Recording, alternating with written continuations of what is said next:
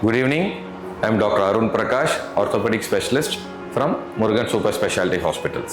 Robotic surgery பண்ணா pain கம்மியா இருக்குன்னு சொல்றாங்களே, இது உண்மையா டாக்டர்? கண்டிப்பா, absolutely.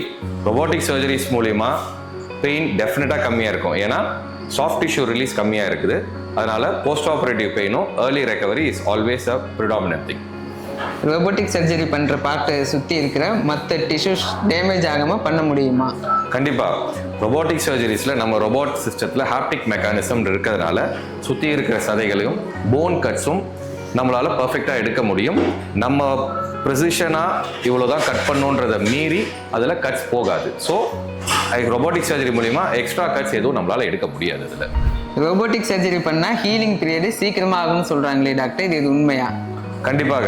ஏன்னா ரொபோட்டிக் சர்ஜரிஸில் சாஃப்ட் டிஷ்யூ ரிலீஸும் பர்ஃபெக்ட் கட்ஸும் நம்ம எடுக்கிறதுனால பேஷண்ட்டுக்கு பெயின் கம்மியாக இருக்கும். அதனால ஹீலிங் பீரியடும் டெஃபினட்டாக கம்மியாகும். ரோபோட்டிக் சர்ஜரி பண்ணுறது மூலயமா எந்த அளவுக்கு அக்யூரசி ரிசல்ட் வரும் டாக்டர்? ரொபோட்டிக் சர்ஜரிஸ் மூலிமா கண்டிப்பாக 98 to 100% ரிசல்ட்ஸை நம்ம இப்போ கொடுக்க முடியும்.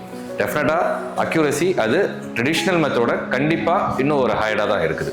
ட்ரெடிஷ்னல் மெத்தடில் பண்ணுற டாக்டர்ஸால் ரோபோட்டிக் டேக்கர் பண்ண முடியுமா? கண்டிப்பாக. Robotic is an additional tool, அவ்வளோதான். ட்ரெடிஷ்னல் மெத்தட் பண்ணுற டாக்டர்ஸால் ரொபோட்டிக் சர்ஜரிஸ் கண்டிப்பாக பண்ண முடியும். என்ன இன்னும் அக்யூரேட்டாக நம்மளால் பண்ண முடியும்.